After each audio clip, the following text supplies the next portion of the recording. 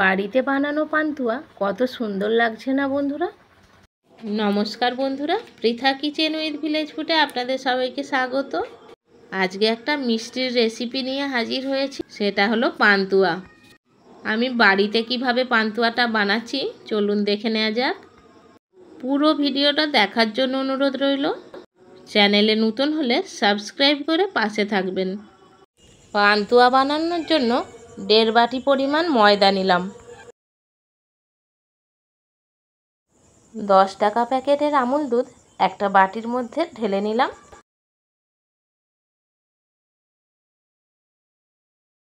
2 packet Amul দুধ ময়দার মধ্যে দিয়ে দিলাম। দিচ্ছি সামান্য বেকিং পাউডার আর দিচ্ছি সামান্য বেকিং সোডা।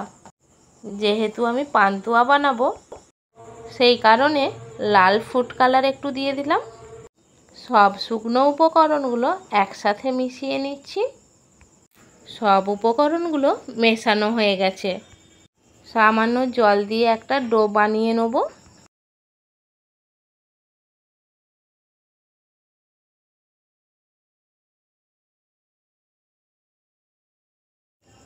জল দেওয়ার পরে আমি হাত দিয়ে ভালো করে মেখে নিচ্ছি।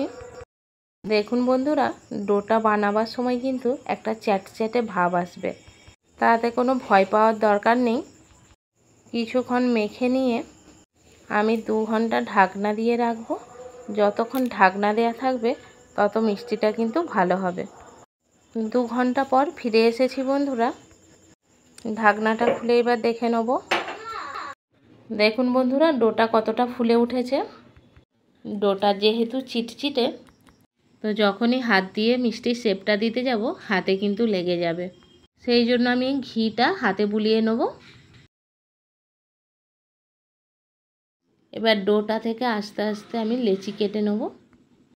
সুন্দর করে আমি একটা রাউন্ড শেপ দিয়ে নিচ্ছি। এখানে গোল কিংবা লম্বা যা ইচ্ছেই শেপ দেওয়া যেতে পারে।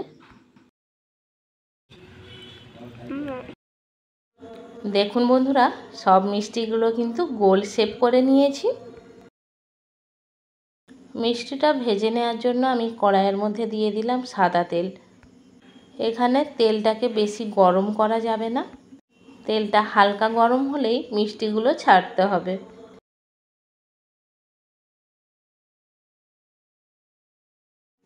একটা একটা করে মিষ্টি তেলের মধ্যে ছাড়ছি। তেলটা একদম হালকা গরম হয়েছে, এই অবস্থায় কম কম করে মিষ্টি ছাড়তে হবে।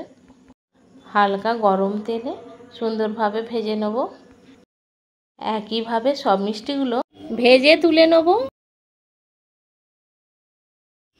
মিষ্টিটার জন্য চিনির শিরা বানাবো, সে কারণে আমি 1.5 বাটি চিনি দিয়ে দিচ্ছি। বাড়িতে পান্তুয়া বানানো এতটাই সহজ বলার মতো নয়। চিনির সাথে দিয়ে দিলাম 2 বাটি পরিমাণ জল। 4টে এলাচ ভালো করে ঠুকে দানাগুলো দিয়ে দিলাম। এবার চিনিটাকে জলের সাথে ভালো করে মিশিয়ে নেব। চিনির শিরাটা অনেকটা কমে গেছে। চিনির শিরাটা বেশি মোটা হবে না। চিনির শিরাটা 2 বাটি থেকে যখন 1.5 বাটি হয়েছে তখন আমি নামিয়ে নিয়েছি। এবার চিনির শিরার মধ্যে একটা একটা করে মিষ্টি দিয়ে দেবো।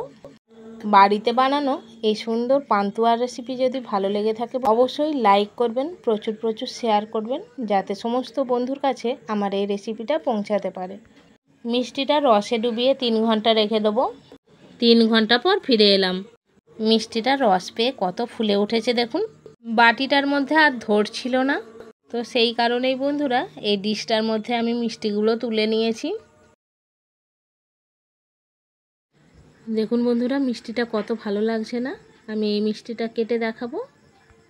দেখুন ভেতরটায় কতটা রস ঢুকেছে।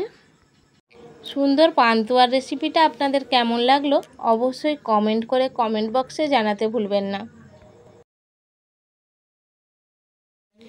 যখনই মন চাইবে তখনই এই সুন্দর পান্তুয়াটা বাড়িতেই বানানো যায়। ছোট থেকে বড় সবাই ভীষণ পছন্দ করবে। দেখা হচ্ছে বন্ধুরা পরের ভিডিওতে নতুন রেসিপি নিয়ে। আজকের মতো নমস্কার।